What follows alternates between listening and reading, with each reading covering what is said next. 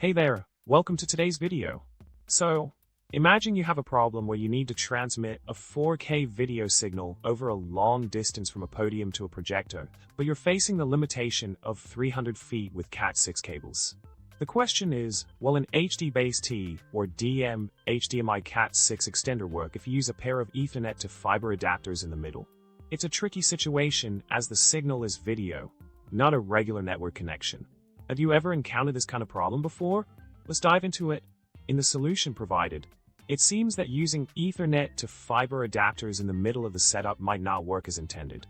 The adapter needs to fully terminate the Ethernet connection on both sides and only forward the data bits between them, which is specific to the Ethernet physical layer. The differing signaling and processing between copper Ethernet and HDBASET could pose a challenge for seamless transmission of the video signal. It's crucial to consider these factors when attempting such a setup.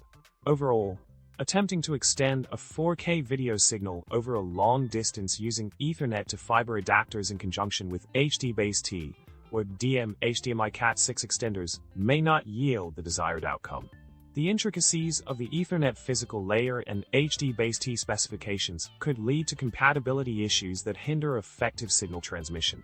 It's always best to thoroughly research and understand the technology involved before embarking on such endeavors. And remember, sometimes the simplest solution is the most effective one. Thanks for tuning in. If you found this video helpful, don't forget to subscribe, like, and leave a comment below. Until next time, stay curious and keep exploring new solutions to those pesky tech problems. Who knows, the answer might just be a fiber optic cable away.